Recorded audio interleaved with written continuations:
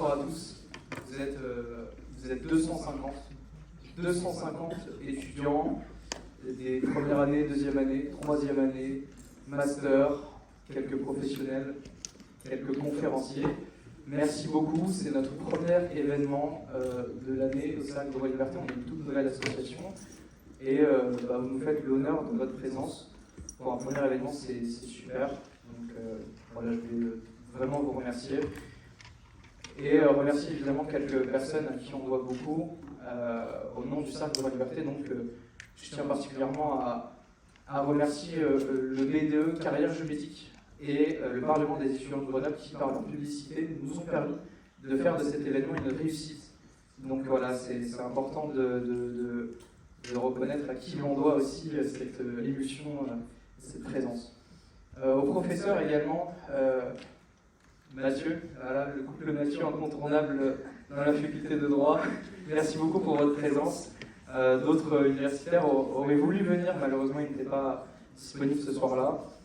Merci aussi à l'administration qui nous a énormément aidé et accompagné pour lancer notre association. On n'est pas encore agrémenté par l'université de Grenoble, on est en cours et pourtant ils nous ont quand même accordé la location de cet amphithéâtre. Donc merci à eux, on ne nous écoute pas mais c'est important quand même de reconnaître. Merci évidemment à nos deux conférenciers aujourd'hui, Maître Boulou, Maître Rajon, que je vais d'ailleurs sans plus tarder présenter. Merci beaucoup à vous deux. Alors, ancien étudiant en droit de l'UGA, il s'est assis sur les bancs de la galerie des amphis pendant des années, pendant ses années d'études. Avant d'être diplômé de l'HEC en 2006, il prêta serment au barreau de Lyon en décembre 2007 et fonda 2 ans plus tard son propre cabinet, Rajon Avocat. Je vous laisserai deviner de qui je parle, installé dans le 6e arrondissement de Lyon. En parallèle de son activité contentieuse, il a également enseigné le droit pénal et le droit de la responsabilité civile dans différentes institutions, notamment à l'INSEC Lyon. Après 15 ans de loyaux services au barreau de Lyon, il écrit en 2022 aux éditions de l'Archipel, aux côtés des victimes, les combats d'un avocat. C'est un récit dans lequel il retrace des affaires emblématiques auxquelles il a participé, notamment l'attentat de Nice, dont il a défendu plusieurs dizaines de victimes et de familles de victimes, l'affaire Maëlys, les bébés sans bras ou encore des dossiers de pédophilie au sein de l'éducation nationale. Cet ouvrage, écrit à la première personne, met en lumière les coulisses du métier d'avocat pénaliste, les dilemmes déontologiques, la pression médiatique et l'accompagnement humain des victimes. Son dernier livre, le guide de défense des victimes, publié aux éditions Mareuil en mai dernier, est un manuel pratique destiné aux victimes d'infractions pénales visant à leur donner des outils concrets pour comprendre leurs droits, engager les démarches nécessaires et obtenir réparation. Ce livre s'inscrit dans une volonté pédagogique de rendre la justice plus accessible et plus lisible. Merci d'accueillir comme il se doit Maître Fabien Rajon.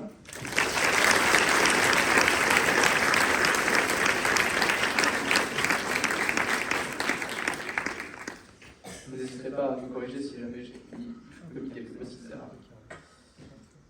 Ensuite, il a également sillonné les bancs de notre faculté quand il était étudiant avant de prêter serment le 20 décembre 1988. Fort de ses 35 ans d'expérience au barreau, son cabinet, établi à Grenoble, traite d'affaires variées, mais son parcours l'a progressivement conduit à devenir une figure reconnue dans le traitement des disparitions de personnes et dans le droit de la consommation. Maître Boulou s'est imposé comme un avocat des victimes confrontées à la disparition inexpliquée d'un proche. Il est notamment intervenu dans l'affaire Arthur Noyer, l'affaire Malik Bouvillain, disparu en mai 2012 à Échirolles, où il dénonce l'inertie de l'enquête et le risque d'un non-lieu. L'affaire Marie-Thérèse Bonfanti, disparue en 1986, où il s'est insurgé contre la décision de la Cour de cassation déclarant l'action prescrite. Ou encore l'affaire Lina, adolescente disparue en septembre 2023 dans le Bas-Rhin, où il plaide pour adapter la procédure pénale à l'urgence d'une disparition. Homme de terrain, décrit comme rigoureux, persévérant et attaché à la défense des droits fondamentaux, il combine une approche humaine auprès des familles et une véritable compatibilité procédurale face aux institutions judiciaires et policières. Merci d'accueillir comme il se doit Maître Boulou.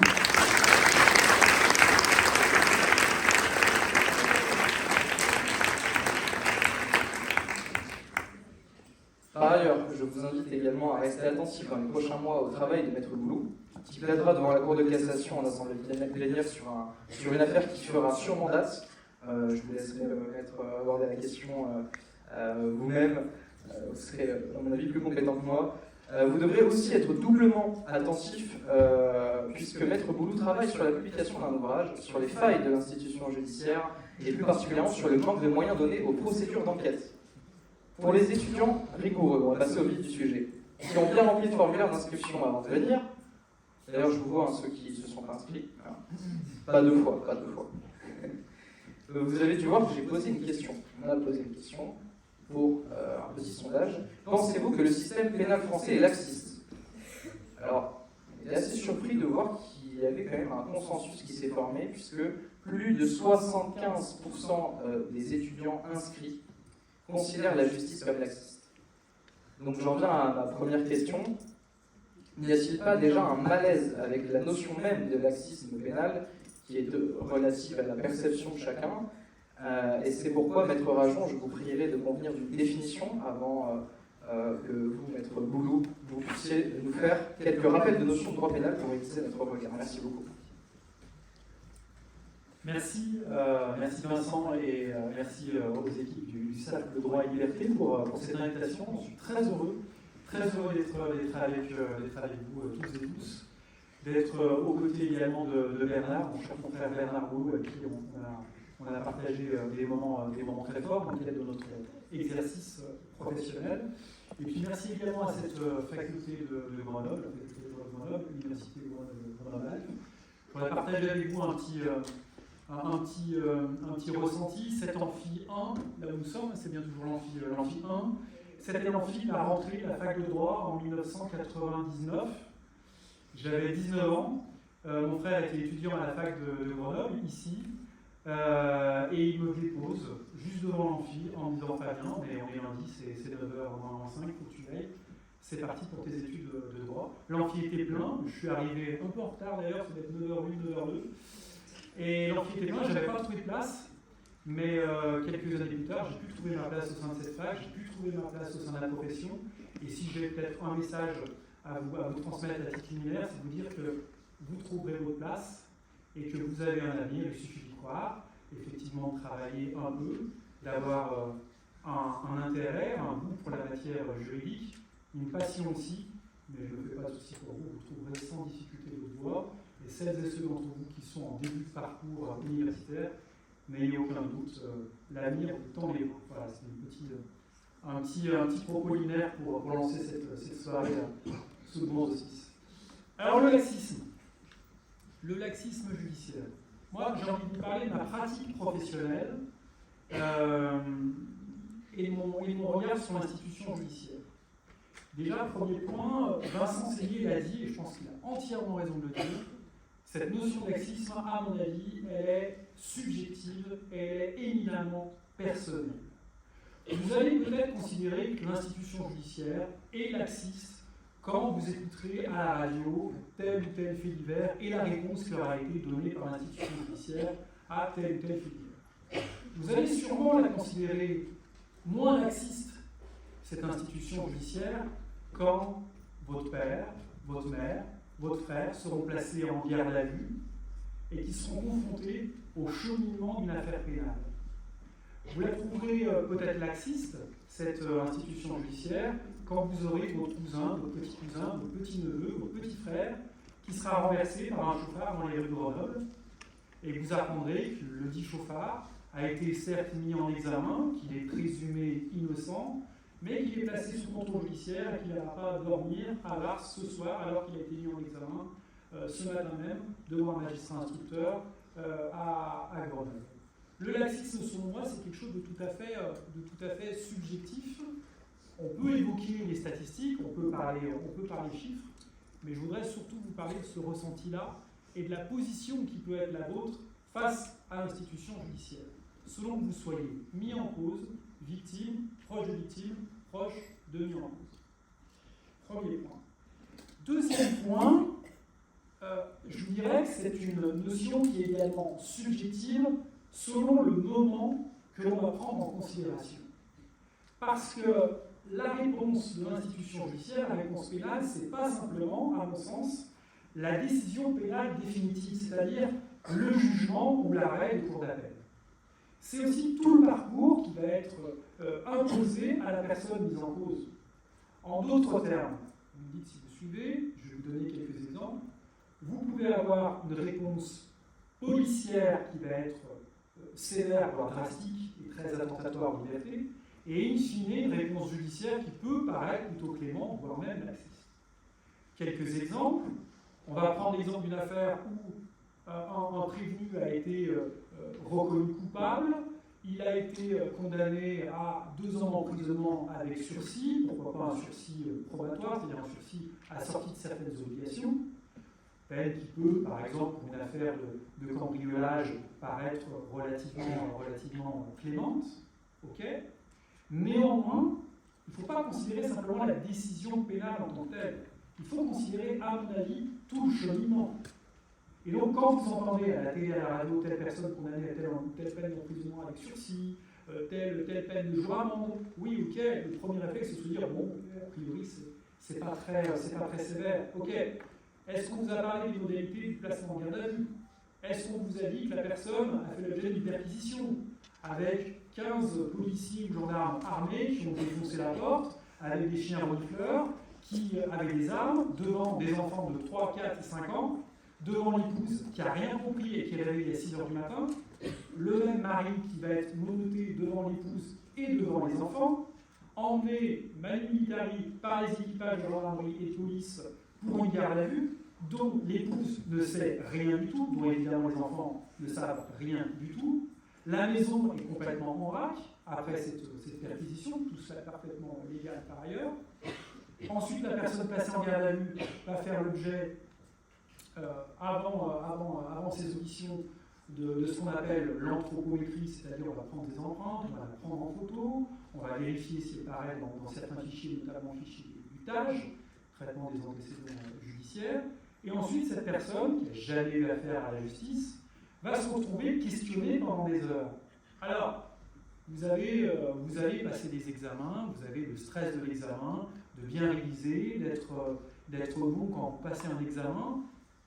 Moi, la différence entre un examen à la fac, l'examen du CAPA, l'examen en première, deuxième année de fac et la garde à vue, c'est que quand vous passez un examen, vous êtes a priori dans de bonnes conditions. Vous jouez gros, certes, mais vous êtes plutôt dans de bonnes conditions. Quand vous êtes placé en garde à vue, vous ne jouez pas gros, vous jouez très gros. Vous jouez votre honneur, vous jouez votre liberté, vous jouez les suites judiciaires, et les conditions, elles ne sont pas évidentes.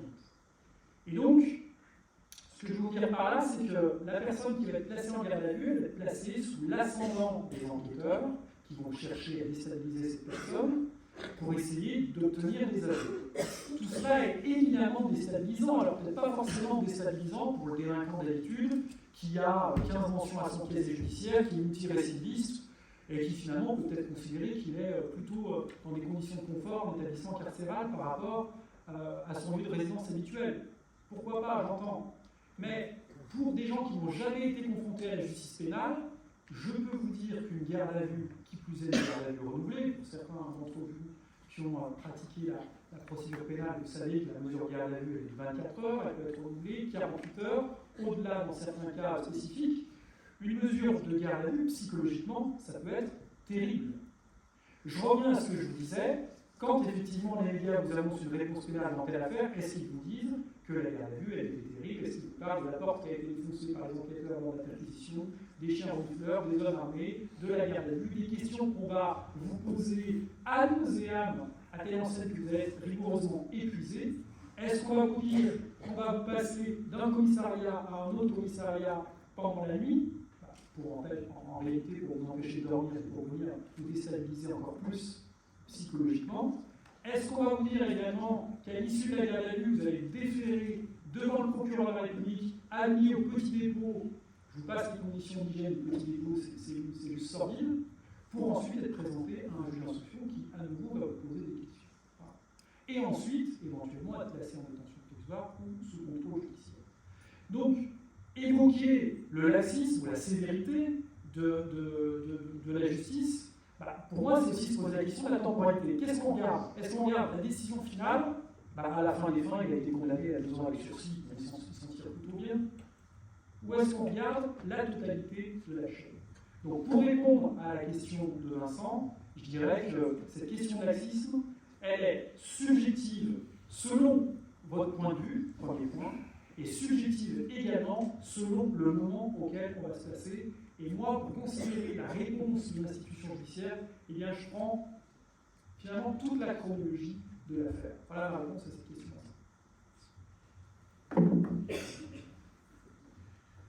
Alors bonsoir à toutes et à tous. Alors ma petite anecdote à moi, c'est de dire que cet amphi aussi me rappelle beaucoup. Je disais au professeur tout à l'heure, présent dans la salle, qui nous font l'honneur effectivement d'être là. Cet amphi numéro 1, il y a 44 ans que j'ai foulé pour la première fois par cette porte. Cet amphi, il était dans un autre état. Mais j'étais avec le professeur Canea, qui était un très grand professeur pour nous et très humain. Voilà, donc il nous a donné le goût du droit et je partage ton avis, Fabien. Si vous aimez le droit vous aimera. Continuez à y aller, il y aura des hauts, il y aura des bas, mais au final, eh bien, vous verrez, vous n'aurez pas perdu votre temps et vous ne pourrez faire que vous ne pourrez que vous éclater dans le domaine que vous aurez choisi, la magistrature, l'avocature, le notariat, peu importe. Mais vous pourrez effectivement que vivre ça pleinement et ça sera une... Vous voyez, moi j'ai 63 ans, j'ai l'impression que j'ai prêté serment hier. Et quand on me demande quand est-ce que je partirai à la retraite, je ne sais même pas que ça existe encore. Voilà, donc c'est pour vous dire que quand on aime quelque chose, qu'on a la vocation, qu'on aime le droit, voilà, on peut espérer, il y a de la place pour tout le monde. Ceci dit, on a un sujet à traiter. C'est le laxisme pénal, mythe ou réalité. Alors moi je commencerai par poser la question, qui est laxiste? C'est le législateur, c'est le droit, c'est le juge, ou si c'est les deux. J'aurais tendance à dire, au bout de 37 ans d'expérience, que c'est un peu les deux. Le juge, peut-être, certainement, mais aussi le législateur. Parce que, voilà, tu as raison, Fabien, de dire que le laxisme judiciaire, c'est un sentiment qui est purement subjectif. Il y a eu plein d'études qui sont sorties sur le laxisme judiciaire et toutes convergent dans la même direction. La majorité des personnes qui ont été interrogées eh bien, reconnaissent qu'il y a un laxisme judiciaire, mais c'est du subjectif. Parce qu'il y a un moyen de les faire changer d'avis, c'est de les mettre derrière un pupitre et de leur demander de juger. Et là, vous verrez que leur sentiment va se transformer en plus d'objectivité et ils seront peut-être moins durs avec les magistrats, parce que quand on juge et qu'on doit mettre quelqu'un en prison, qu'on doit effectivement prendre une décision qui va porter atteinte à ses libertés, eh bien, on réagit différemment. Alors, je vais vous donner un exemple.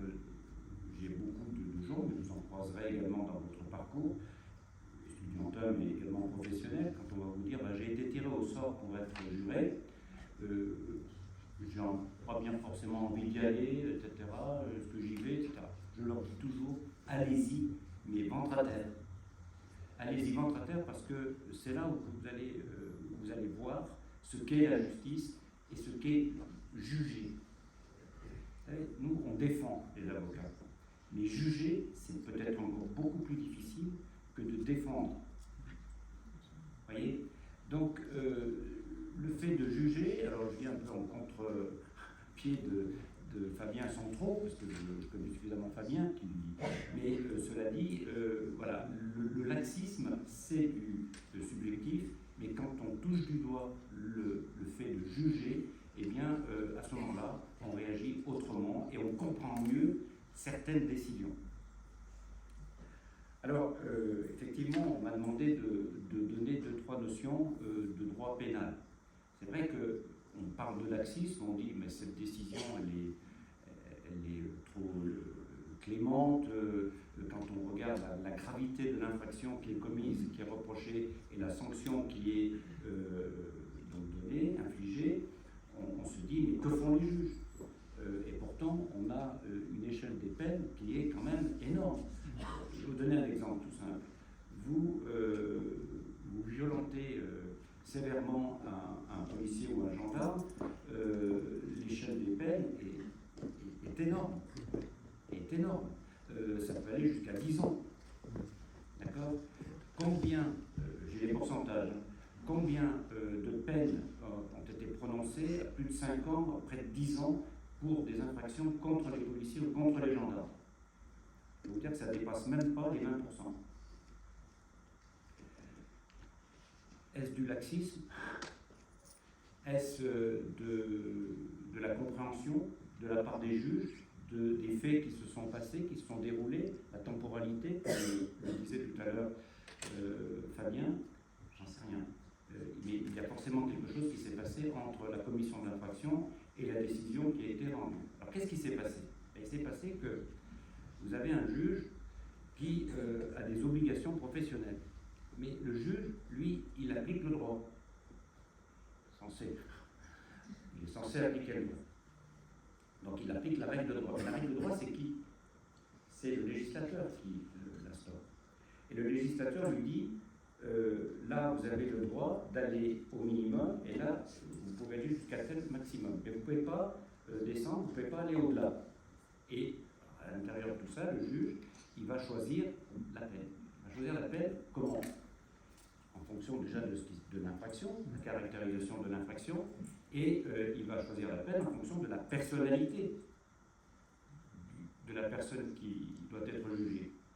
Et c'est ça qu'il faut aussi tenir compte.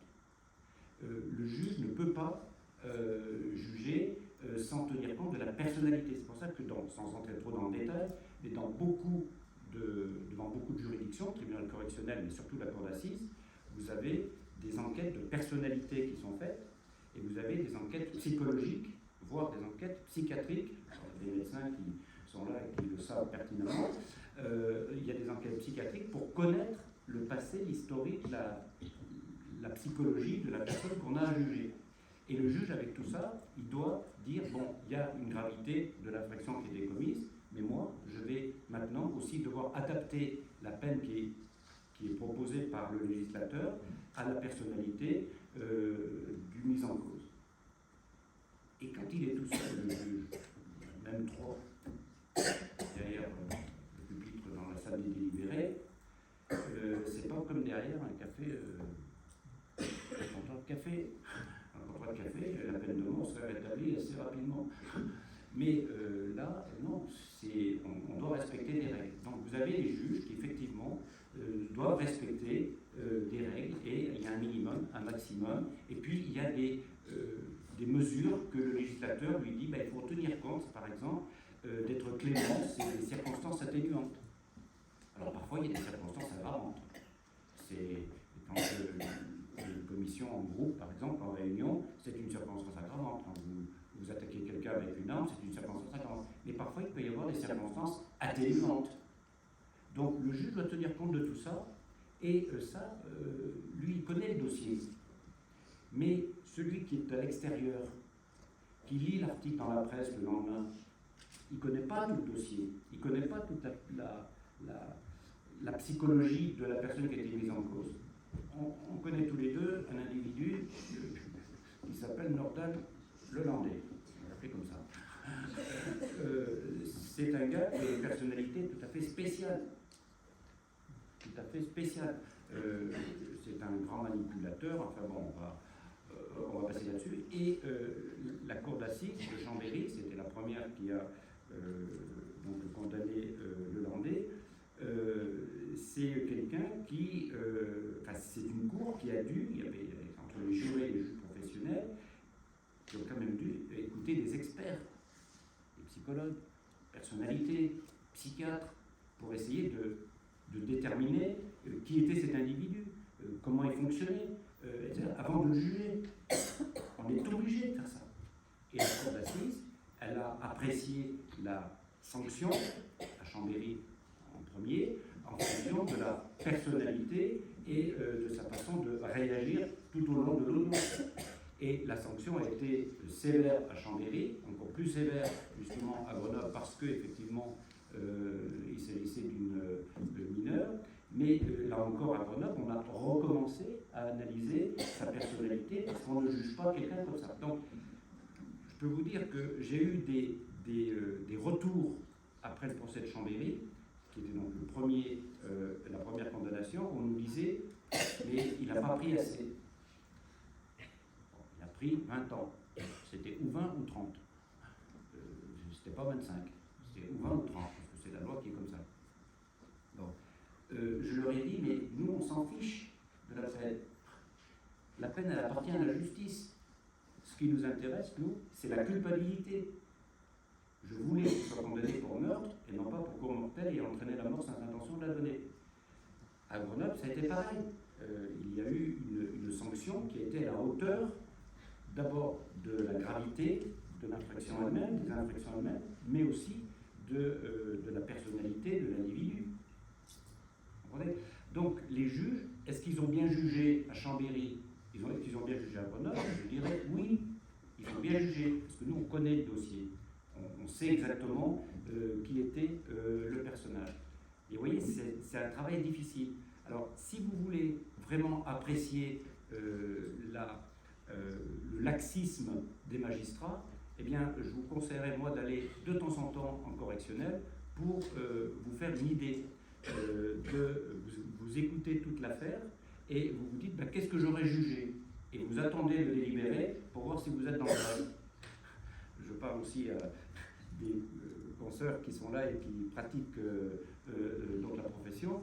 Je peux vous dire que c'est quelque chose de très enrichissant. Alors voilà. Alors, n'oublions pas le droit, il y a des règles de droit, le juge est obligé de les respecter, et s'il ne le respecte pas, ben effectivement, les sanctions, elles peuvent être après démontées par la Cour d'appel ou la Cour de cassation. Des questions ? Alors,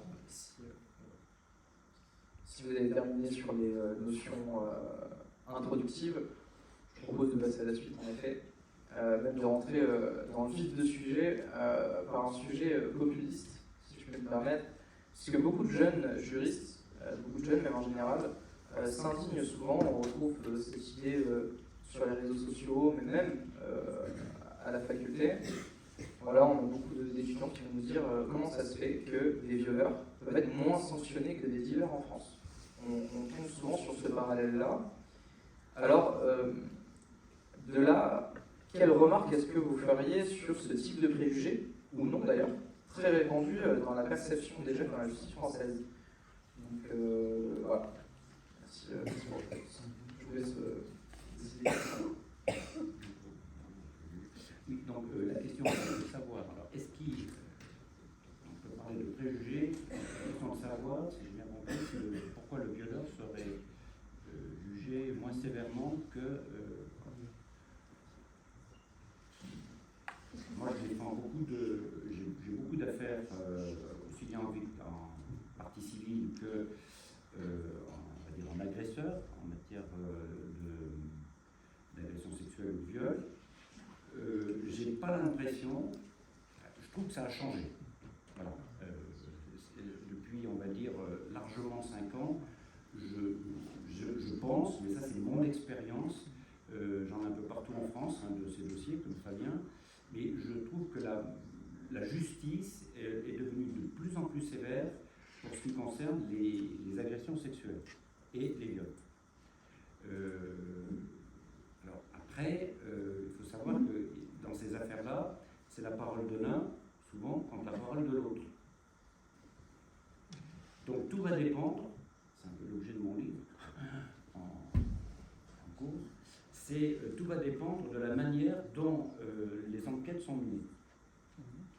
Et tout va dépendre aussi, point de savoir, à quelle date la plainte a été déposée. Dans toutes ces affaires d'agression sexuelle et viol. Si la plainte est déposée 20 ans après, moi j'ai eu 36 ans après, quasiment, on ne fait plus rien. C'est parce que souvent, il n'y a pas de témoin dans ces affaires-là. La plupart du temps, il n'y a pas de témoin, c'est la parole de l'un contre la parole de l'autre.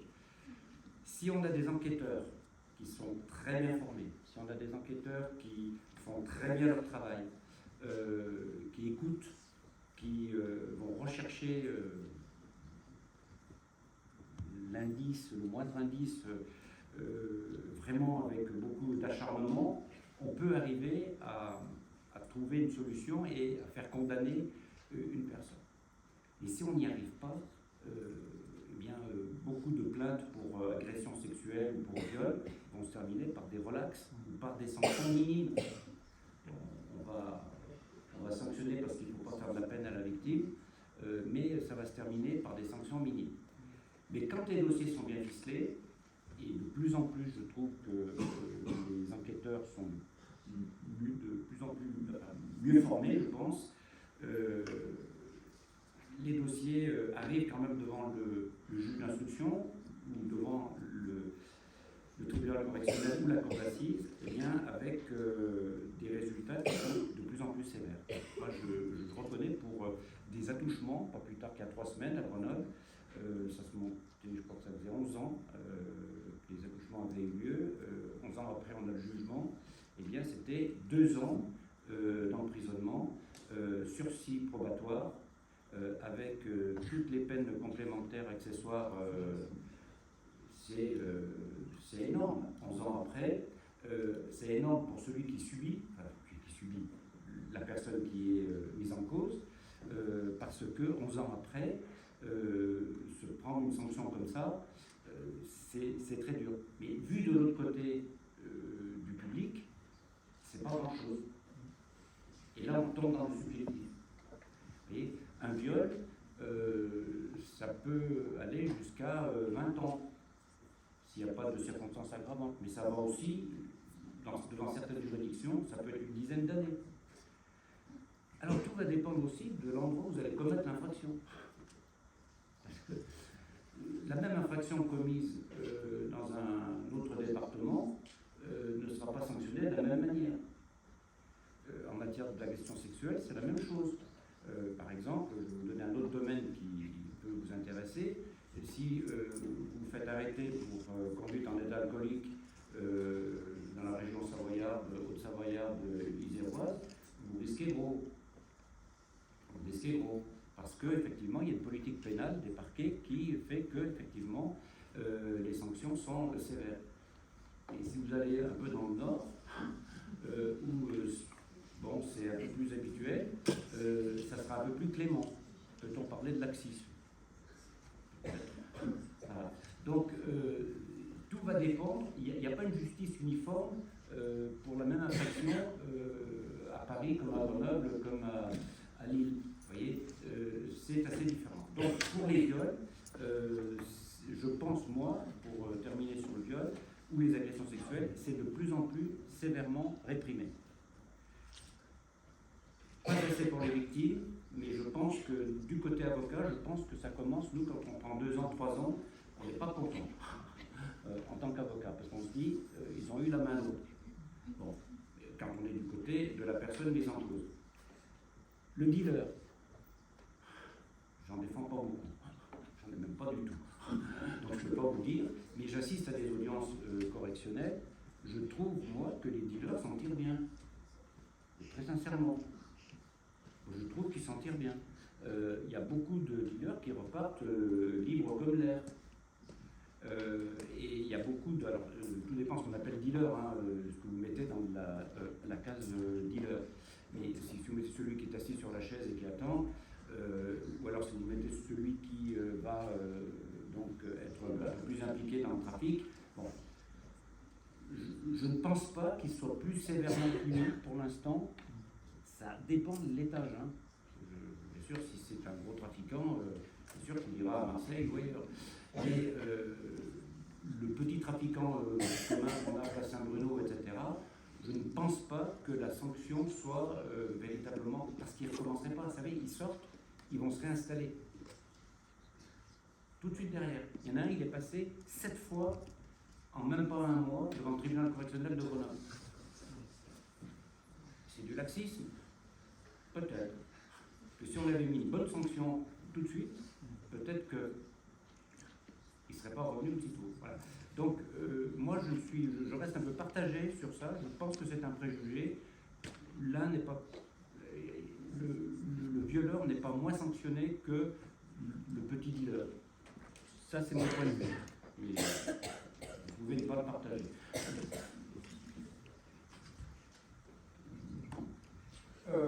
Beaucoup de points d'accord avec ce qui a été dit par mon excellent confrère Boulou. Sur les violences sexuelles et sexistes, peut-être déjà un point de constat quant au fait que la grande majorité de ces faits de violences sexuelles ou sexistes a lieu dans la cellule proche de la victime. En réalité, ce qu'on voit, nous, dans nos pratiques quotidiennes, c'est beaucoup plus des faits d'agression dans la cellule familiale, dans l'environnement proche, la cellule amicale, les rencontres sportives, par exemple, que dans le métro ou dans le tram, que dans le tram et dans les transports en commun. Premier point, ça c'est peut-être pas forcément quelque chose qui est très connu du grand public, mais c'est une réalité. C'est une réalité. Premier point, cette réalité, c'est que les violences sexuelles ou sexistes, c'est bien souvent les auteurs figurent parmi l'entourage proche de la victime. Et ils ont d'ailleurs, et ils en profitent, une forme d'ascendant sur les victimes parce qu'ils sont issus effectivement de la famille de la victime. Premier point. Deuxième point, je partage le constat de Bernard Boulou quant au fait que oui, sur les peines, effectivement, les peines sont de plus en plus rigoureuses, sévères pour les auteurs. Et par ailleurs, sur la prise en charge des victimes par l'institution judiciaire, du début jusqu'à la fin, il y a eu des progrès très significatifs depuis une dizaine d'années, 5-10 ans, je dirais peut-être une dizaine d'années. Notamment quant au fait que les enquêteurs, ceux qui vont prendre les plaintes, comprennent maintenant. Ils sont formés, les gendarmes, les policiers sont formés à l'écoute d'une victime. Ils sont formés au fait qu'une victime peut se décider à déposer plainte 10, 15, 20 ans après les faits. Ce qui pouvait paraître, il y a quelques années de ça, difficile à comprendre, aujourd'hui, les interlocuteurs, police, gendarmerie, le comprennent tout à fait parce que, avec la pratique des avocats, la pratique des magistrats, les colloques, les réflexions de certains psychologues, de certains psychiatres, des praticiens, et ben on se rend compte qu'effectivement, une victime qui se, ouvrez les guillemets, réveille 20 ans plus tard, ben c'est une victime qui doit être crue. Parce qu'effectivement, bien souvent, les victimes qui, notamment dans la cellule familiale, vont être victimes de violences sexistes ou sexuelles, de viols, d'agressions sexuelles, de ce qu'on appelle des atteintes sexuelles sur mineurs, ben, très souvent, elles ont du mal à parler. Parce que quand vous avez 7, 8, 10 ans, 12 ans, vous allez en parler à qui? Et si vous en parlez, ben vous allez en parler à votre famille. L'auteur des faits, le cousin, l'oncle, la tante, le grand-père, qui est tous les dimanches au repas de famille, comment aller annoncer ça aux parents, qui par ailleurs ont très bon rapport avec le grand-père. Et donc la réalité de ce qu'on vit, très franchement, je vous dis, là encore une fois c'est un regard très pratique, c'est que nous sur les, je ne sais pas Bernard quelle est ta vision à ce sujet, moi si je regarde statistiquement les dossiers de violences sexistes et sexuelles, je n'ai pas de dossier d'agression dans le métro à Lyon. Je ne dis pas que la cellule familiale est par principe néfaste, bien au contraire. La famille, c'est un socle pour les individus et la famille est une cellule naturelle indispensable, comme la nation par exemple. Si tu veux passer un message. Mais néanmoins, la réalité, c'est qu'effectivement, nos clients viennent nous voir pour des difficultés avec finalement des auteurs qui sont issus de leur entourage. Alors, quand j'ai entourage, ça peut être aussi l'école, ça peut être la famille, ça peut être le prof de sport, mais c'est rarement la personne qui va vous mettre un couteau sous la gorge en sortie de boîte de nuit ou au métro. Voilà. Meilleure prise en charge, c'est effectivement une meilleure compréhension par les enquêteurs de ces enjeux et par le fait qu'effectivement les victimes vont se réveiller tard, notamment à l'occasion d'une rupture de vie. Un premier rapport sexuel, un mariage, qui va faire que la victime, à 22, 23, 24 ans, voire même plus tard, va effectivement non pas se réveiller de bout en blanc, mais va se décider à déposer plainte parce qu'elle vivait avec tout cela depuis trop longtemps et elle veut judiciariser les choses. Parce qu'elle veut effectivement révéler les faits pour pouvoir passer à autre chose et pour que la justice puisse passer sans esprit de vengeance. Ça aussi, c'est un message que je voudrais faire passer. Les victimes que je représente, que représente Bernard, sont pas dans une logique de vengeance. Elles veulent simplement que la justice passe, et qu'elle passe avec sérieux et d'une manière exhaustive, qu'il n'y ait pas d'angle mort sur le dossier, qu'il n'y ait pas d'angle mort sur la personnalité, sur les faits, qu'on soit au clair sur les faits, mais elles ne sont pas dans une logique vengeresse, y compris d'ailleurs pour des faits qui sont sordides et de nature criminelle. Moi j'ai tendance à dire, je pratique très peu les affaires familiales, mais les rares fois où j'ai géré des dossiers d'affaires familiales, ou des divorces, des gardes d'enfants, j'ai senti plus de haine, plus d'animosité entre les parties que dans des dossiers criminels. Quand vous avez perdu un enfant, quand vous avez été victime de faits de nature criminelle, vous n'arrivez pas aux assises en colère, avec agressivité, avec l'idée de vous embrouiller avec la défense en sortant de l'audience. Loin de là, parce que vous êtes d'une certaine manière aussi accablé par les faits qui ont bouleversé votre vie, qui ont chamboulé votre vie, qui ont pulvérisé, c'est vrai. Mais toujours est-il que moi je note qu'il y a moins d'animosité, moins d'agressivité en matière criminelle, y compris pour des dossiers véritablement durs, que lorsqu'il s'agit de la garde du petit de 4 ans entre monsieur et madame qui vont s'écharper dans le jeu des affaires familiales, qui ne vont pas se parler, qui vont s'envoyer des SMS nucléaires et qui vont tout faire pour se pourrir la vie. Ce n'est pas le cas entre victime et auteur. Et parfois on assiste même aux audiences, sans angélisme, mais on assiste parfois à des moments d'humanité où ça va peut-être discuter entre les familles, en tout cas entre les avocats, il n'y a aucune difficulté pour, lorsqu'on est côté victime, discuter de manière tout à fait confraternelle avec l'avocat de la défense. Ça, c'est quelque chose qui peut paraître un peu étonnant, mais on a la même robe, donc on fait le même job. Et donc voilà, ce que je voulais vous dire par là, c'est que les violences sexistes et sexuelles, principalement de la cellule proche. Deuxième constat que je fais, c'est que au-delà de la seule réponse pénale qui a été évoquée par mon confrère Bernard Roux, il y a aussi la prise en charge des victimes par les enquêteurs, l'accompagnement, y compris par les professionnels comme nous, les avocats, on est quand même beaucoup mieux formés, comme les magistrats, à accompagner les victimes. Et les magistrats aussi, eux aussi, ont compris que le cheminement d'une victime peut faire qu'elle va révéler les faits 10-15 ans après l'agression. Ensuite, pour reprendre ce qu'a pu dire, reprendre non, mais ajouter, compléter et abonder à ce qu'a dit Bernard Boulot, c'est vrai que bien souvent dans ces dossiers de violences sexistes, c'est la parole de l'un contre la parole de l'autre. C'est l'adolescente de 16 ans face à son petit copain, face à son cousin. Et il n'y a pas 15 témoins. Et on n'a pas de la trace vidéo. On n'a pas de plainte tout de suite. On n'a pas un appel au 17, bien souvent. Parce que ces faits-là, ils sont répétés. Et parce que l'adolescent qui a 17 ans sur la jeune adolescente qui en a 14, il a une forme d'ascendant qui fait qu'après les faits, la gamine de 14 ans, elle ne va pas appeler le 17. Donc, les magistrats, comme nous les avocats, on a compris et on a appris à composer avec les éléments du dossier. Un dossier de viol et d'agression sexuelle sur un mineur, c'est un dossier où en général on n'aura pas la vidéosurveillance, l'appel au 17, le certificat médical UMJ, c'est l'unité médico-judiciaire, en gros c'est des médecins qui sont requis par les policiers ou par les gendarmes pour faire des constatations. On n'aura pas tout ça, on n'aura pas les traces de griffures, on n'aura pas tout ça parce qu'on va intervenir peut-être 4 ou 5 ans, voire beaucoup plus tard après les faits. Mais on aura d'autres choses et on est tous formés pour comprendre que ces autres choses, elles sont importantes. Par exemple, dans la majeure partie de mes dossiers, j'ai la parole de l'un, la parole de l'autre, on va dire, voilà, un partout à l'encentre, on va donc relaxer au bénéfice du doute. Non, il y a des décisions de condamnation sans problème vis-à-vis de ces auteurs de viol et d'agression sexuelle. Pourquoi ? Eh bien parce que la victime, elle ne ment pas, tout simplement. Si les faits ont été réellement vécus, elle ne ment pas.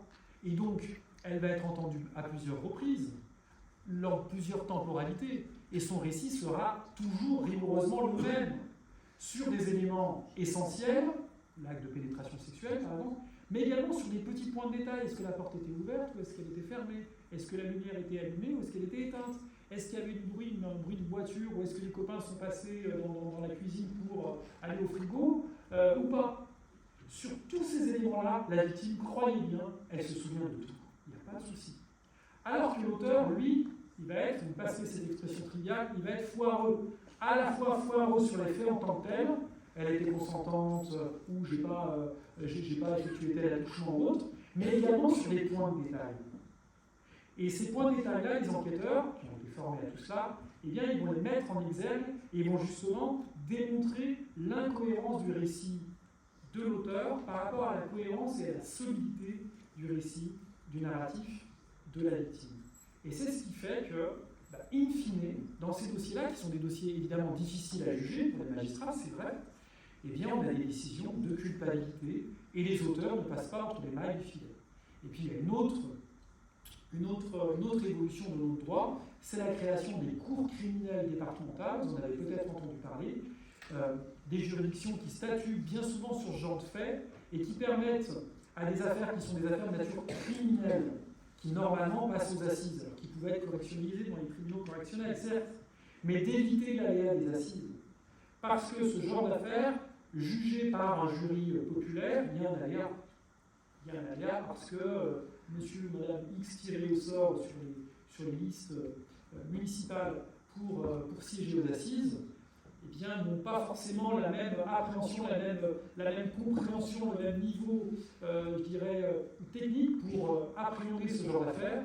Et donc, il y a un risque d'acquittement qui est, à mon sens, plus significatif aux assises que devant une cour criminelle départementale. Donc, il y a effectivement une meilleure prise en charge, à mon sens, de ce type d'affaires. Il y a vraiment des progrès. En tout cas, moi, j'en suis convaincu. Dans la pratique, il y a des progrès. Il y a beaucoup à faire. Il y a un sujet sur, évidemment, la récidive.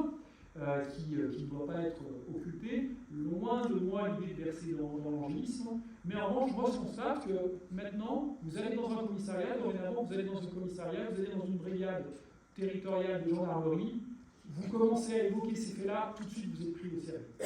Vous êtes pris au sérieux et vous n'allez pas attendre dans la salle d'attente, aux quatre vents, avec une violation complète de la confidentialité. Ça c'était peut-être il y a 15 ou 20 ans, c'est plus le cas du tout. On a des enquêteurs qui objectivement font le job et qui sont de plus en plus spécialisés parce qu'ils assistent à des colloques, parce qu'ils voient des psychologues, parce qu'ils ont un travail transversal avec des magistrats sur ces sujets-là. Alors, l'exercice professionnel de l'avocat, quand on défend des victimes, comme je le fais, c'est deux choses. C'est deux choses pour vous parler de ma pratique. C'est accompagner les victimes dans le cadre du processus répressif. Votre agresseur va être jugé devant la cour criminelle, devant la cour d'assises, devant le tribunal correctionnel à Grenoble. Okay, je vais me constituer pour défense, on va aller ensemble à l'audience, le procureur va requérir une peine, la défense fera son job, et ensuite une décision sera rendue. Ça, c'est le volet répressif qui va opposer monsieur ou madame X, l'auteur, au ministère public. Okay, et si vous voyez un petit peu à la télévision les dossiers qui sont filmés dans les salles d'audience, vous voyez, on va prendre un exemple, Nordal-Lelandais /MP, c'est-à-dire Nordal-Lelandais contre le ministère public. L'accusateur Nordal-Lelandais de monsieur madame X, auteur, c'est le ministère public, c'est pas la victime. Okay, le procès pénal, moi j'ai tendance à dire que c'est quelque chose de vertical entre l'État, la société et un individu. Okay, à charge pour la victime de venir au procès pénal et faire valoir ses intérêts.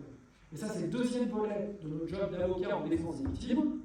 En premier volet, on les assiste dans le cadre du volet répressif, devant les tribunaux répressifs, tribunal correctionnel, cour d'assises, cour criminelle départementale.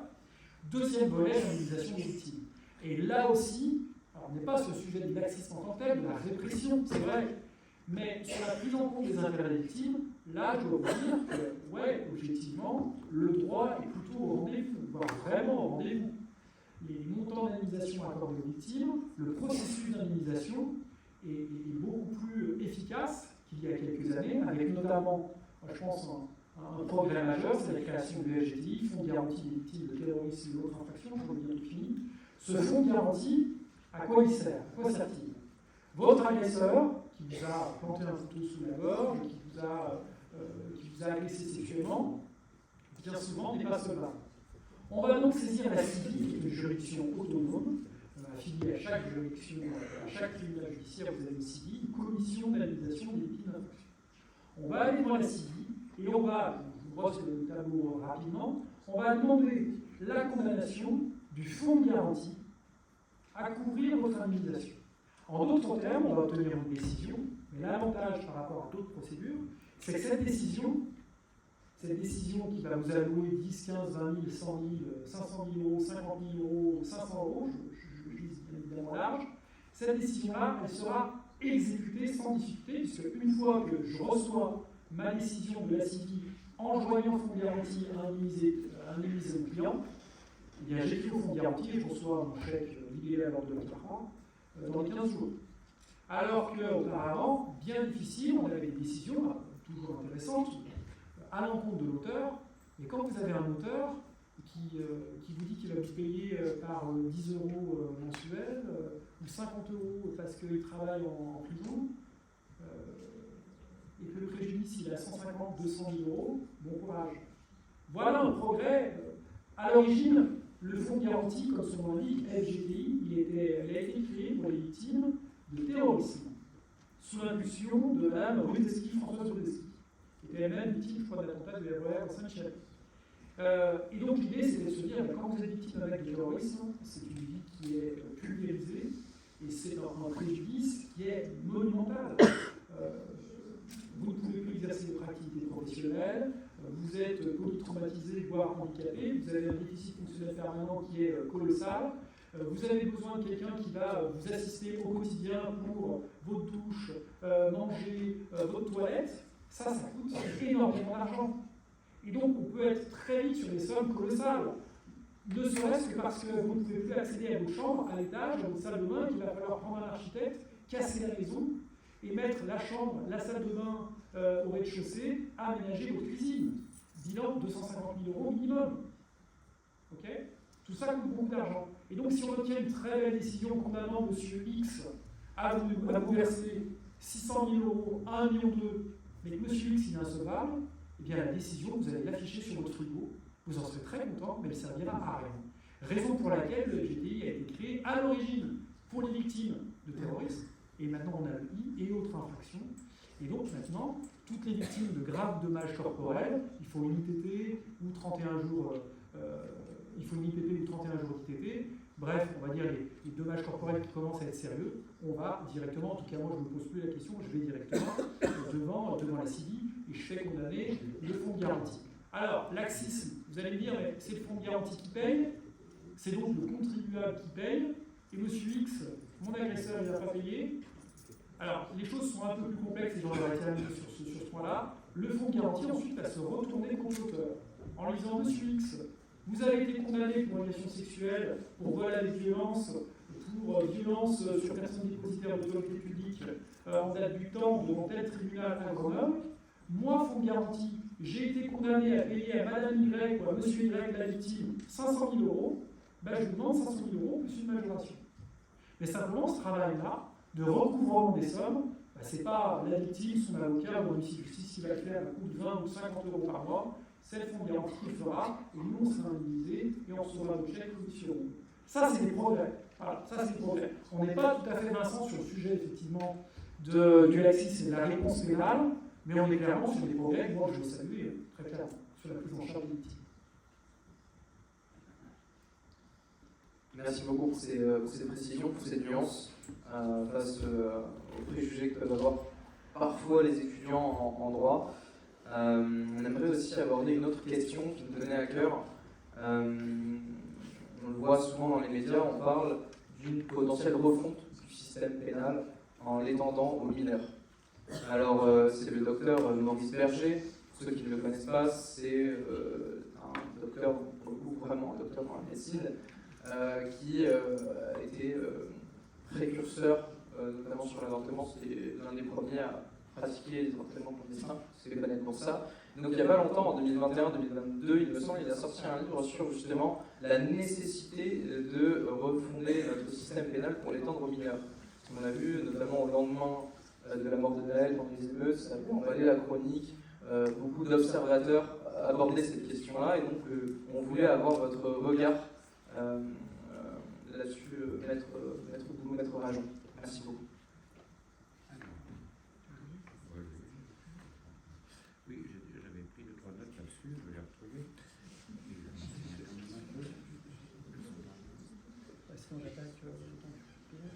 Non, mais bon, en gros, le problème avec les mineurs, alors d'abord, le droit pénal des mineurs, c'est un droit qui remonte à une ordonnance de 1945.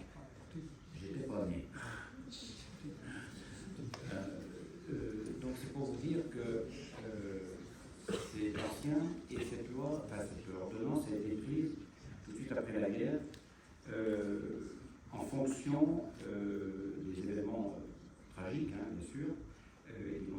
ça a eu sur beaucoup de mineurs qui se sont retrouvés seuls, orphelins, etc. Et pas que. Et puis avec une éducation de l'époque qui n'était pas la même que la nôtre aujourd'hui. Il faut pas rêver. Vous avez, en 1945, l'éducation, c'était autre chose que maintenant. Le coup de trick, le martinet, ça existait, et ça vous permettait, à certains parents d'éduquer correctement leur progéniture. Moi, j'ai connu, alors, je suis un vieux pour vous, c'est pas vrai, vous serez aussi à votre tour à un moment. Ce qu'il faut bien comprendre, c'est que moi, j'étais, par exemple, en pension chez les curés à la Mure, et ça a été quelque chose, une éducation terrible. Et je m'en plains pas, hein. J'ai appris un certain nombre de choses, j'ai appris certaines règles, mais ça a été, aujourd'hui, il y avait la loi, on voyait passer une voiture de gendarme, on se posait la question de savoir quelles bêtises on avait pu faire et s'ils n'allaient pas nous arrêter. Vous voyez, aujourd'hui, le jeune, il voit passer une voiture de police ou de gendarmerie, il lui balance des caillasses dessus. Il tire dessus, il crache dessus. Moi, je l'ai vu au centre-ville à Grenoble, j'ai mon cabinet en place centre-ville, je peux vous garantir qu'on voit des choses inimaginables. On ne pensait même pas que ça existait.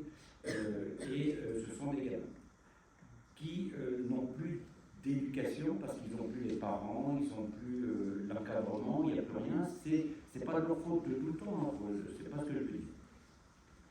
Mais c'est un constat. Donc, je constate que l'éducation a beaucoup changé et les jeunes ont beaucoup changé. Et un gamin de 13 ans en 2025, c'est pas un gamin de 13 ans en 1970 ou en 1950. Ça n'a plus rien à voir. Ce qu'il faut comprendre aussi, c'est que la loi pénale, elle sanctionnait en fonction, effectivement, de cet environnement-là à l'époque.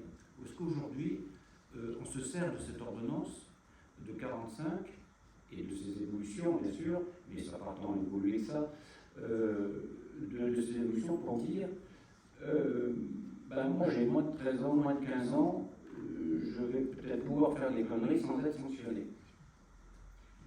Et vous voyez que dans le narcotrafic, on se sert des gamins de moins de 15 ans pour commettre certaines infractions. Et pourquoi? C'est tout simplement parce que, effectivement, lorsqu'ils passeront devant le juge des enfants, il n'y aura pas de sanction. Parce que des fois, on ne peut pas mettre en prison un gamin n'importe comment, on ne peut pas l'enlever de ses parents n'importe comment, on ne peut pas lui mettre telle ou telle sanction qu'on mettrait, par exemple, un majeur, c'est pas possible. La loi est trop contraignante. Donc on se sert de ces gamins, ou ces gamins se servent de cette ordonnance et de son application pour commettre des infractions. Je parlais des émeutes consécutivement donc, au décès de Naël. Vous avez tous vu ça à la télé. Moi j'ai vécu dans Grenoble, au centre-ville. Je voyais beaucoup de gamins qui n'avaient pas 15 ans, qui pillaient les magasins au centre-ville. Et on en a peut-être arrêté 3 ou 4, peut-être un peu plus, mais ils n'ont rien sur le plan de la sanction. Alors là, on parle de laxisme. On parle de laxisme. Alors c'est le laxisme de qui? Du législateur ou du juge? Ou des deux? C'est la question que je posais tout à l'heure. Alors je dirais les deux. Effectivement, le législateur aurait dû prendre des dispositions beaucoup plus radicales en fonction de l'évolution de la jeunesse en 2024-2025, parce que ça a changé. Ça a changé. On n'est plus pareil à 13 ans en 2025, on vivait, comme je l'ai dit tout à l'heure, donc en 1945. Alors, ce fameux docteur, dont j'ai oublié le nom, psychanalyste, nous dit, effectivement, il faut revoir tout ça. Il faut que la sanction, il faut que le droit pénal concernant les mineurs soit beaucoup plus sévère. Je dirais oui. Il a raison. Il faut mettre un coup d'arrêt. Vous savez que quand un mineur passe devant le juge des enfants, il est déclaré coupable et la sanction intervient plusieurs mois après.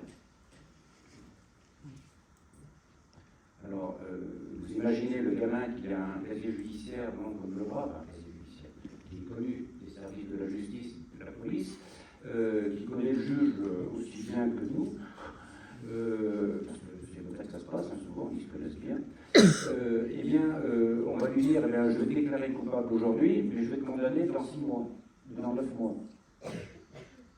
L'effet de la peine est inefficace. C'est tout de suite qu'il faut sanctionner. Il faut sanctionner sévèrement. Il faut marquer un coup d'arrêt. Parce que si on lui dit, si au bout de 5, 6 fois, 7 fois, là je vais te mettre en prison, peut-être en prison, on n'a pas le droit, mais dans un centre fermé, il ne va plus vous croire. Vous savez, c'est comme un gamin à la maison. Hein. Si vous lui dites 3, 4, 5, 6 fois, si tu recommences, tu vas te prendre une fessée, puis vous ne donnez jamais la fessée, il ne va plus vous croire. Puis un jour, la fessée va arriver, il ne va plus comprendre. Voilà. Donc il faut effectivement que le système pénal des mineurs soit renforcé, soit durci, et que les sanctions n'interviennent pas plusieurs mois après. Il faut que ça intervienne tout de suite. Donc je partage, moi, l'avis du psychanalyste en question, et je crois que beaucoup de nos concitoyens eh bien, partagent le même avis. J'ai un peu consulté Internet tout à l'heure, et j'ai vu que le sentiment effectivement de nos compatriotes, c'est qu'effectivement cette loi concernant les délinquants mineurs soit vraiment durcie. Voilà ce que j'avais à dire à ce propos.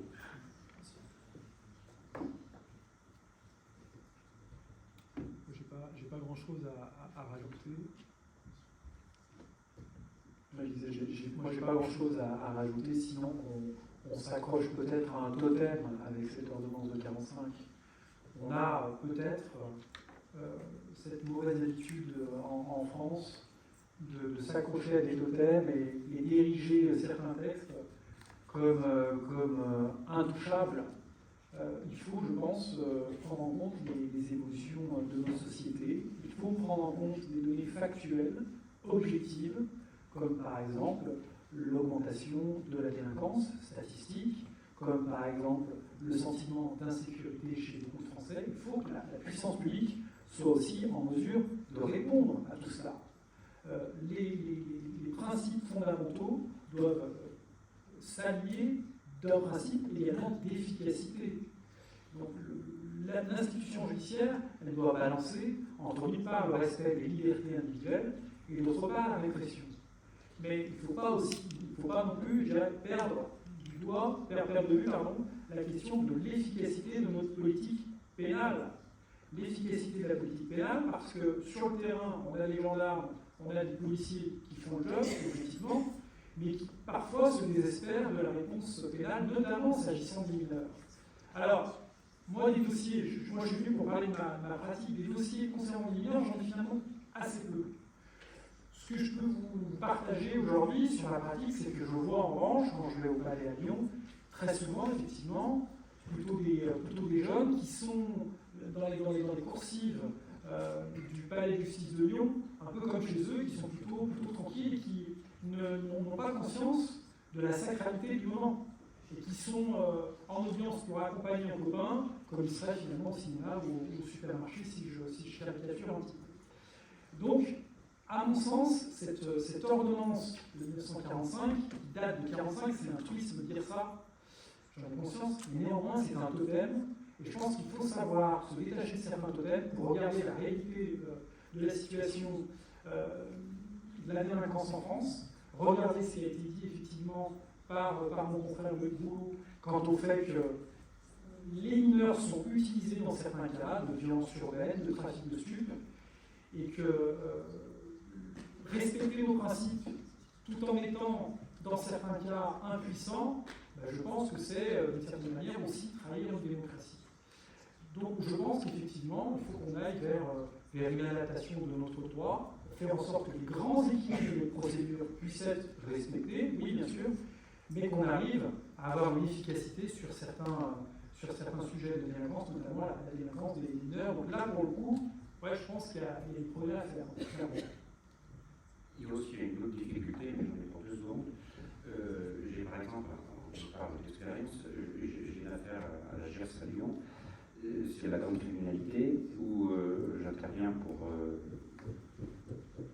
2 personnes qui sont encore présumées innocentes, mais dedans il y a 2 mineurs.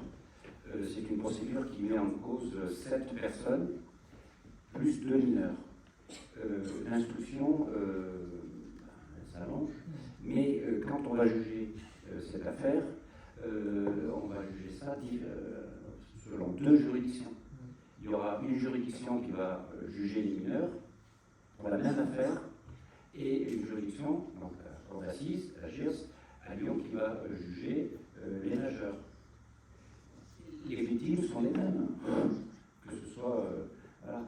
Les victimes, elles vont devoir aller assister au procès des mineurs, et puis ensuite assister à la cour d'assises des mineurs, et puis ensuite aller assister à la cour d'assises pour ne pas avoir la même décision. On parle de laxisme. Là, c'est quelque chose qui ne vient pas du juge, ça vient du législateur. C'est le législateur qui n'a pas réglé ce problème. Il faut régler le problème en faisant en sorte que les mineurs soient jugés en même temps, à mon sens, que les majeurs, pour qu'effectivement on ait une efficacité de la peine. Peut-être qu'effectivement dans la peine, ce sera moins sévère que pour les majeurs, mais que ce soit la même cour d'assises qui juge les majeurs comme les mineurs, et que les mineurs qui sont là se rendent réellement compte de la gravité des faits qu'ils ont pu commettre et des risques qu'ils encourent devant la cour d'assises des majeurs. Donc c'est quelque chose aussi à revoir. Alors bien sûr, on va faire ça en quelques minutes, hein, mais c'est à revoir, à repenser, parce qu'effectivement, du point de vue des victimes, une justice qui est rendue de cette manière, en 2 temps, eh bien, peut effectivement faire penser à un certain laxisme et un certain je m'en foutisme de l'État face à leur désarroi. Merci beaucoup pour vos apports sur la question assez vaste et néanmoins controversée de l'extension de notre système pénal sur les mineurs. Alors malheureusement, j'aurais beaucoup aimé aborder aussi la question de l'inflation des délits d'opinion avec vous, mais le temps nous contraint de directement passer aux questions, parce que je pense que beaucoup d'entre vous ont des questions à poser aux avocats. Donc c'est le moment. Oui, ça tu peux venir avec le micro ambulant. Donc si vous avez des questions, n'hésitez pas à lever la main, on va les prendre et nos invités pourront y répondre. Allez, le premier.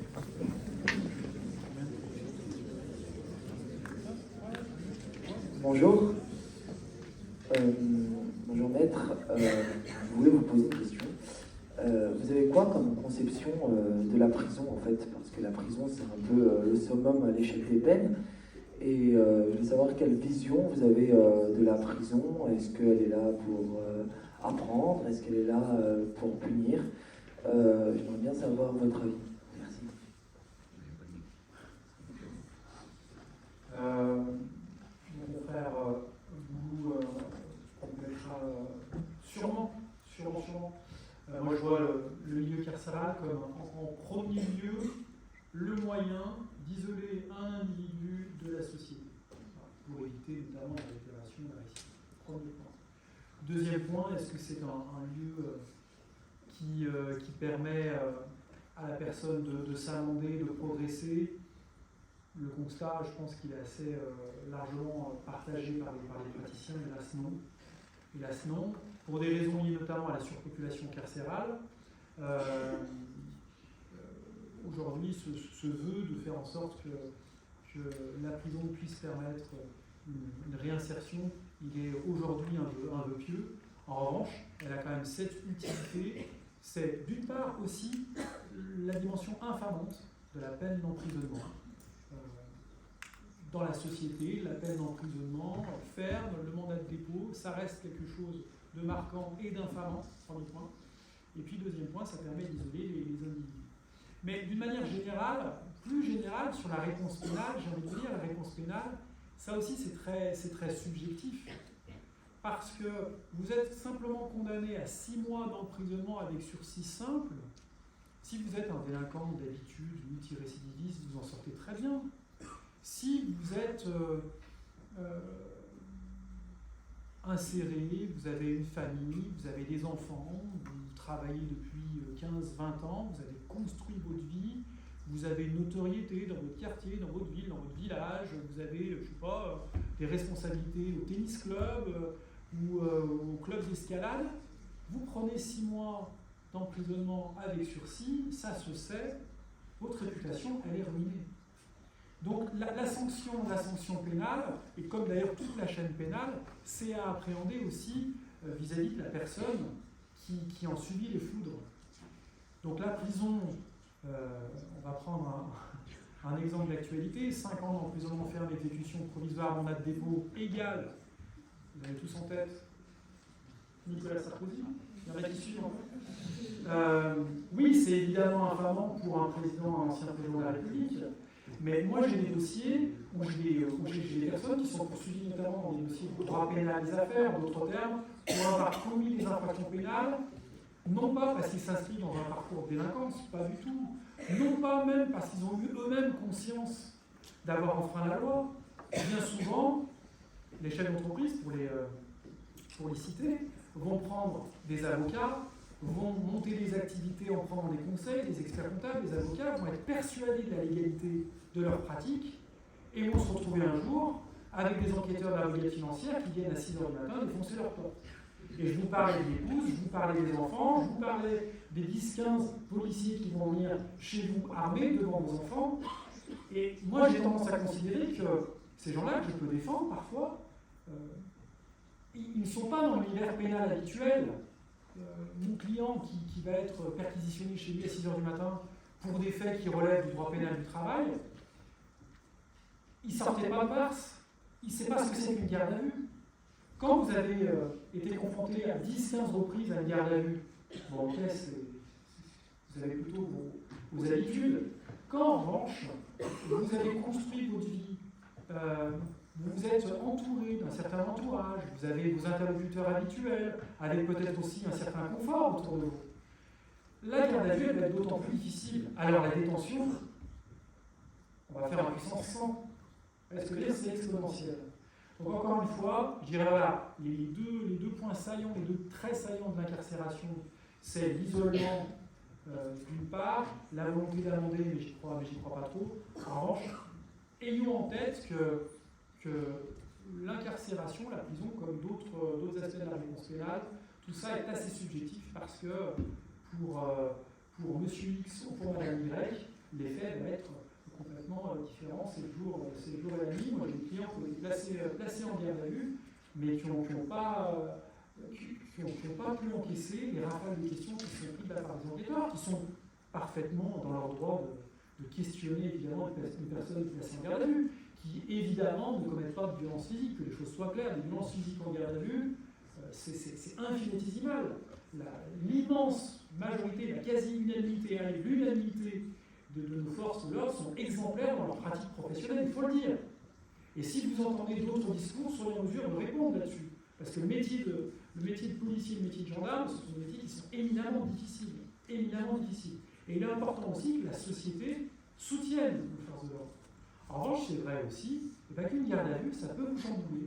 Et que si vous avez un père, un oncle, un cousin, un frère qui est placé en garde à vue, ça peut arriver à n'importe qui. Votre père, votre oncle peut renverser quelqu'un, et peut être le chauffeur dont j'ai parlé, qui a renversé un enfant de 4 ans, sans être un multirécidiviste, sans avoir de la cocaïne, ou d'autres stupes, ou de l'alcool dans le sang. Mais ça peut arriver. Et ce jour-là, vous direz peut-être que la justice, elle n'est pas si laxiste que ça. C'est vrai, vous savez combien il y a de gens détenus en France au 1er juin 2025? 84 500 détenus.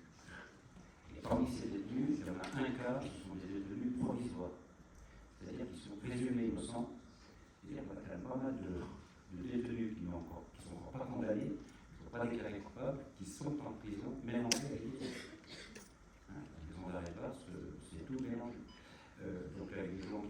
fin de peine, parce que la prison d'Areva, c'est par exemple ceux qui ont moins d'un an il reste moins d'un an de peine, et puis vous avez ceux qui sont détenus provisoirement, qui peuvent être détenus provisoirement pendant plusieurs, 2-3 ans. Donc, il faut vous dire qu'il y a deux catégories de détenus, déjà à titre principal. Alors, pas des mineurs, c'est normalement spécial. Il faut. La prison, là encore, c'est une question d'éducation, c'est une question de génération. Avant, quand on parlait de la prison, on tremblait un peu dans nos pantalons et on avait peur. Aujourd'hui, beaucoup de gens, la prison, ça ne leur fait pas peur du tout. Au contraire, ils ont même envie d'y aller parce qu'ils rencontreront des gens, des copains, etc. Ils continueront leur trafic, etc. Donc, la prison, ça n'a plus la même efficacité pour une grande majorité des détenus. Il y a des exceptions, mais pour la grande majorité, ça n'a plus la même efficacité. Puis il y a aussi un autre phénomène que vous connaissez peut-être, c'est la carcérophobie. Vous ne connaissez pas la carcérophobie. C'est, on appelle ça à certains magistrats, notamment les juges de la liberté et de la détention, ou de la détention de la liberté, ça dépend du côté on se place. Et il y a aussi des magistrats, tribunaux correctionnels, ou peut-être pour la c'est différent. La carcérophobie, c'est quoi? Ce sont des magistrats qui hésitent, qui ont peur de mettre une personne, soit pour des raisons personnelles, je ne sais pas, peut-être militantes, qui seraient, peur de mettre les gens en prison, qui ne mettent pas les gens en prison. Et ça, pour eux, c'est quelque chose, c'est une maladie. Voilà. Comme il y a la maladie, on appelle ça le syndrome de l'infirmière, qu'on connaît bien. C'est un autre nom, c'est l'hypophilie. Il y a des gens qui vont à tout prix avoir des relations avec quelqu'un qui est condamné ou qui est en prison, etc. C'est ce qui s'est passé notamment pour notre cher Norbert. Mais là, vous avez la carcérophobie. Donc, vous avez des magistrats qui ont peur, qui ne veulent pas. C'est pour eux quelque chose de, pas insurmontable, mais quasiment insurmontable, mettre les gens en prison. Et c'est comme ça que vous pouvez parler de laxisme. Vous pouvez parler de laxisme en disant, mais je ne comprends pas, le juge d'instruction, le procureur de la République dans des affaires de violence, on a vu ça il n'y a pas longtemps. C'est à Tourcoing, je crois, ou ce que fait l'endroit, le policier qui se fait agresser, et on remet tout le monde dehors. Alors, il y a des raisons juridiques pour certaines personnes, mais il y en a qui auraient dû terminer leur soirée en prison. Et ils se retrouvent tous dehors. Pourquoi? Vous vous posez des questions. Est-ce que c'est du laxisme? Est-ce que c'est de la carcérophobie? Est-ce que c'est du militantisme? Est-ce que... Alors vous allez dire, mais vous êtes un peu fort, vous parlez de militantisme lorsqu'il faut mettre des gens en prison ou pas mettre en prison. Alors il y a du militantisme aussi qui s'ajoute peut-être au laxisme, ou qui complète peut-être aussi le laxisme en matière de justice. Il ne faut pas se voiler la face. On parlait des émeutes pour suite au décès de Naël. Il y a quand même un syndicat professionnel de magistrats qui a envoyé une note à leurs syndiqués pour leur dire qu'il fallait tout faire pour que, effectivement, les procédures n'aboutissent pas. Et la note a été publiée. Alors, il y a du militantisme pour éviter de mettre des gens en prison, alors qu'ils devraient y aller si on suivait l'échelle des peines, si on suivait la procédure pénale et le droit pénal, mais on ne le fait pas. Et il y a plusieurs raisons. Pour en revenir à la question, et pour passer à une autre question, est-ce que la prison aujourd'hui est quelque chose d'efficace? Pour moi, en tant que professionnel, je dis non. C'est plus efficace du tout. On voit très bien comment ça marche. On se fait livrer quasiment des téléphones, à manger, à boire, de la drogue, enfin, tout ce qu'on veut. Donc les prisons sont des passoires. Donc tant que les prisons resteront des passoires, à mon sens, il faut trouver d'autres alternatives. Et elles existent pour beaucoup de délinquants. On va parler pendant prendre un maximum de questions, 3, parce que malheureusement on va devoir vite abréger. D'ailleurs, je vais me mettre au défi de répondre assez brièvement. Merci. Moi, j'aimerais bien revenir sur un sujet d'actualité, donc la condamnation de Nicolas Sarkozy. Donc, je ne suis pas en droit, donc j'aurai peut-être pas le bon vocabulaire, etc. Mais si j'ai bien compris, Nicolas Sarkozy a été condamné parce qu'il n'a pas pu prouver qu'il était innocent. Et il y avait un faisceau d'indices, quelque chose dans le genre. Et donc, j'aimerais bien comprendre, en fait, pourquoi il y a eu une telle sévérité dans la décision, en fait. Merci Stéphane. Wilson, tu nous prends une deuxième question, comme ça, c'est fait. Et une troisième, une dernière pour ces personnes. Bonsoir, mais moi j'avais une question par rapport à un fait d'actualité qui s'est passé à Poitiers. C'est une femme qui avait déjà fait plusieurs plaintes envers son ex-compagnon qui n'ont jamais abouti. Également, elle avait, quelques jours avant qu'elle soit assassinée par son ex-compagnon, elle avait alerté une application qui était censée avertir les forces de l'ordre parce qu'elle se sentait suivie justement par cet homme. Et en fait, sa famille, elle dénonce clairement un manquement dans l'affaire parce que l'homme était connu des services de police. Il y avait plusieurs plaintes et malgré tout ça, il n'a jamais été auditionné en garde à vue, ni même été entendu. Merci beaucoup pour ta question. On va en prendre une troisième et on va faire la deuxième pour répondre.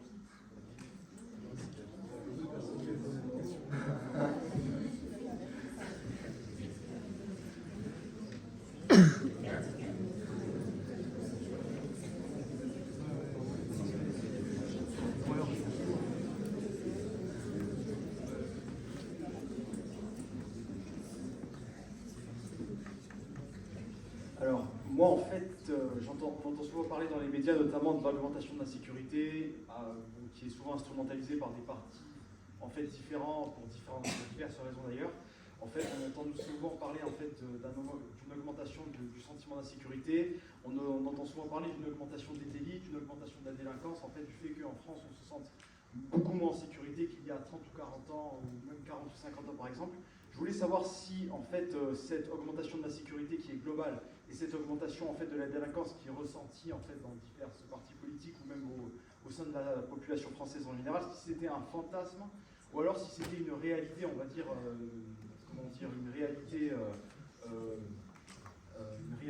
du point de vue des chiffres ou alors si c'était exagéré ou faux ou ce genre de choses. Merci beaucoup.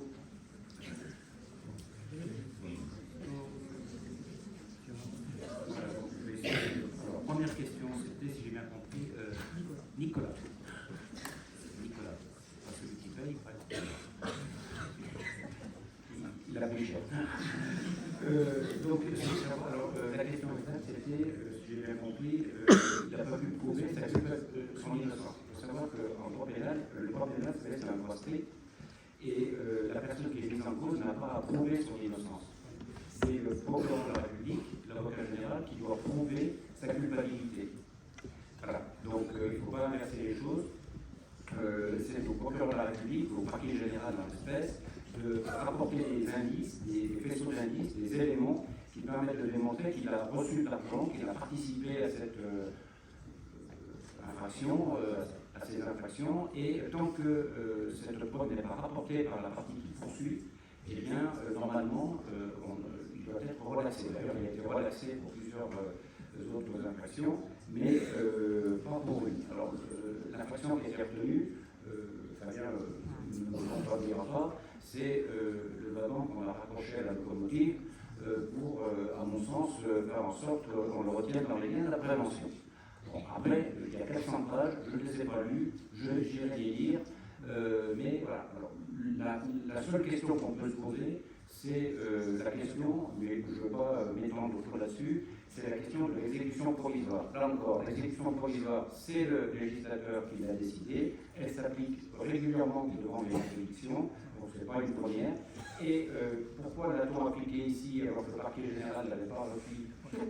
Je ne connais pas l'arrêt, j'irai le lire, mais à mon sens, les conditions de l'exécution provisoire, les conditions juridiques de l'exécution provisoire, au-delà de ce qu'on peut penser de Nicolas Sarkozy, etc., n'étaient pas applicables.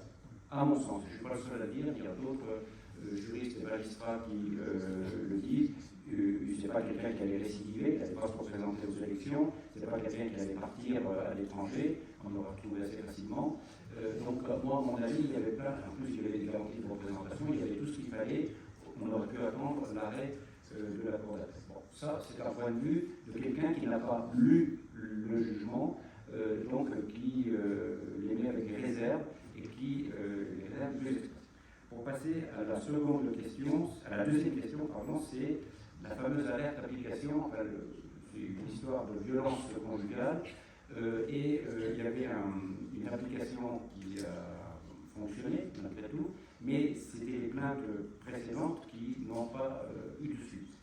Alors ça, malheureusement, ça existe pour les agressions conjugales, sexuelles, tout ce que vous voulez, mais ça existe aussi dans les dossiers que je traite, malheureusement, je m'en plains sur les chaînes de télévision à droite et à gauche, c'est les dysfonctionnements des enquêtes, aussi en matière de cold case, parce que je travaille beaucoup dans ces dossiers-là, et de disparition de majeurs. On a des enquêteurs qui se fichent de ce type de dossier, que ce soit des disparitions de majeurs, que ce soit des agressions conjugales, etc., parce qu'ils ne sont pas formés, parce qu'ils n'ont pas le temps, parce qu'ils sont pris par le tout nom, et la plainte, elle est prise, elle n'est même peut-être pas prise.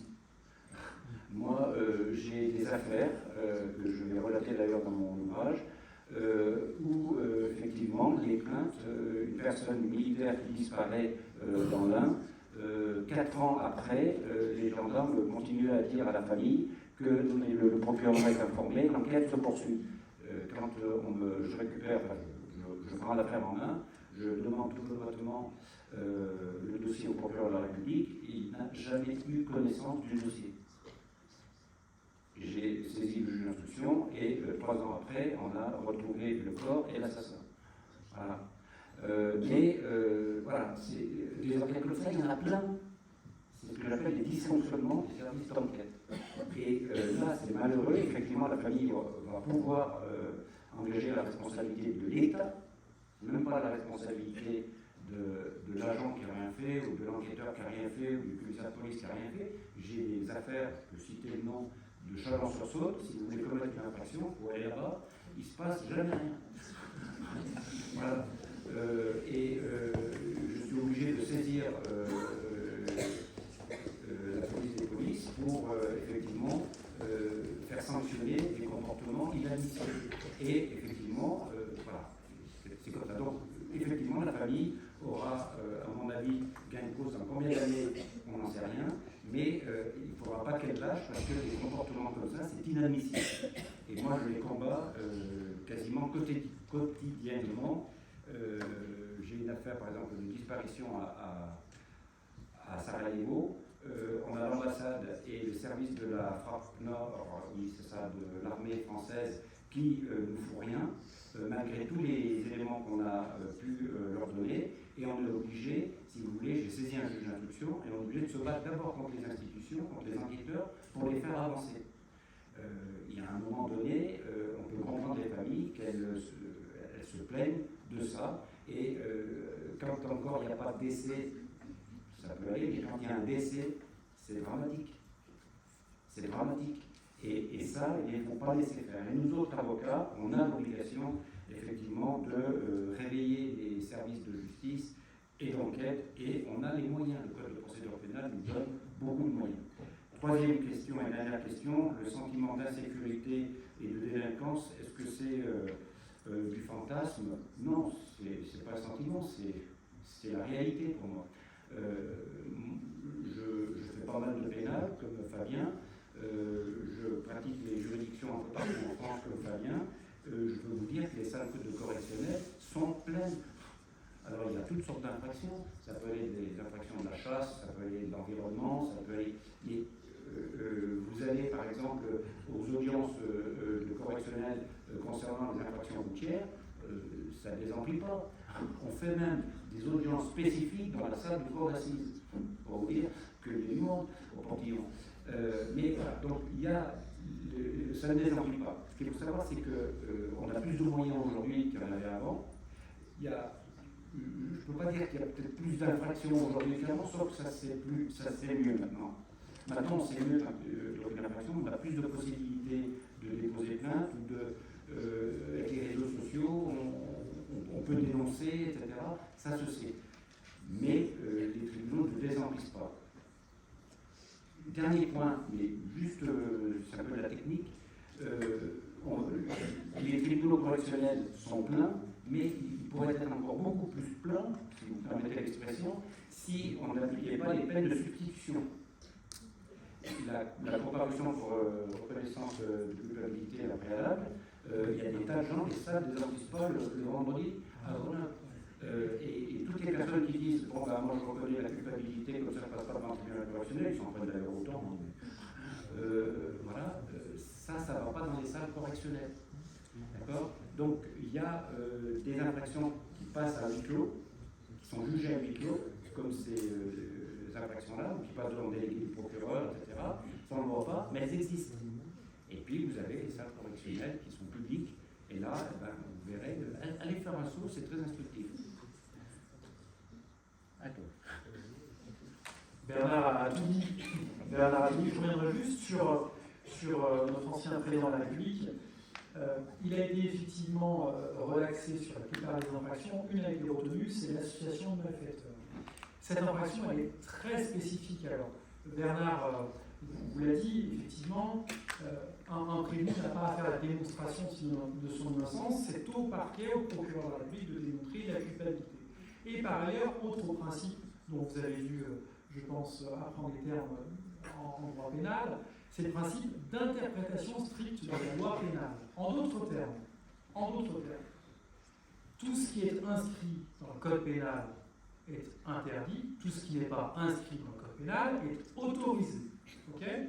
Et donc les textes doivent être interprétés strictement, pas de manière extensive, mais de manière stricte. Là, en l'occurrence, on est sur une infraction qui est assez spécifique. Moi, j'ai des dossiers d'association de malfaiteurs. D'ailleurs, c'est assez étonnant parce que l'association de malfaiteurs telle qu'on peut l'imaginer, on s'imagine 5 ou 6 personnes qui vont se mettre autour du table, qui vont se lancer un PowerPoint pour organiser leur trafic de stupes. La réalité de la pratique judiciaire, c'est que l'association de malfaiteurs, c'est pas ça. C'est le fait simplement de s'agréger à d'autres personnes qui, elles, ont un projet. Alors, le projet, ça peut être on va aller casser tel café à 5 cagoulés avec des matraques, mais le projet, ça peut être également on va contacter tel dignitaire libyen pour envisager un financement illégal. L'association de malfaiteurs, c'est vraiment une infraction qui est très spécifique. Là où je rejoins effectivement Bernard Boulou, c'est que dans la mesure où il y a eu relax sur les 3/4 des chefs pour lesquels Nicolas Sarkozy avait à répondre, l'exécution provisoire me paraît effectivement assez lunaire, pour tout vous dire, parce qu'il y a un autre principe, c'est le principe selon lequel l'appel est dévolutif et suspensif, et donc le double degré de juridiction. J'aurais pu comprendre l'exécution provisoire s'il y avait eu une décision de culpabilité sur les autres infractions, financement illégal et corruption. Mais là, on a simplement l'assaut de malfaiteurs qui est retenu, et on va nous mettre mandat de dépôt, exécution provisoire, sur un texte qui est effectivement un texte assez fourre-tout, assez large, et des cas d'association de malfaiteurs retenus par la jurisprudence, j'en ai quelques-uns en tête, c'est assez spectaculaire, c'est vraiment très large. Vous allez, alors que d'autres ont un projet depuis un bon moment, par exemple d'aller attaquer un commerce ou d'aller braquer un commerce, vous allez en dernière minute vous agréger à ces gens-là, eh bien on va considérer que vous êtes dans l'assaut de malfaiteurs. Et que vous n'êtes pas dans la complicité, c'est-à-dire dans l'aide ou l'assistance au moment des faits, mais que vous êtes associé à leur réflexion. Alors, comment vous êtes associé à leur réflexion? Par des messageries WhatsApp ou signal, par des rencontres auparavant, ouais, ok. Mais dans d'autres cas, on va nous dire non, on n'a pas besoin de messagerie signal, on n'a pas besoin de réunion de concertation, on a simplement besoin de démontrer que vous êtes associé à l'instant T aux faits. Et c'est là que moi j'ai une difficulté parce que entre la complicité, c'est-à-dire je donne le coup de main au moment du braquage, Et la somme d'inflecteur qui suppose quand même une réflexion commune, partagée, la différence, elle est extrêmement ténue. Raison pour laquelle cette infraction, elle est effectivement souvent débattue en doctrine, et raison pour laquelle, moi, à titre personnel, je considère qu'effectivement, cette exécution provisoire, elle est discutable. Je crois qu'on vient d'apprendre que le procès d'appel aura lieu en avril. Où était l'urgence? Où était l'urgence? On arrive à la fin de cette conférence maintenant. Alors certains d'entre nous sont déjà partis avant la fin. C'est vrai qu'il commence à se faire tard. On a commencé un peu tard, désolé encore. Merci beaucoup d'être restés jusqu'à la fin. On se retrouve très vite avec le Cercle Droit et Liberté dans un mois pour une nouvelle conférence. On vous attendra aussi nombreux, je l'espère. Et merci encore à tous d'être venus.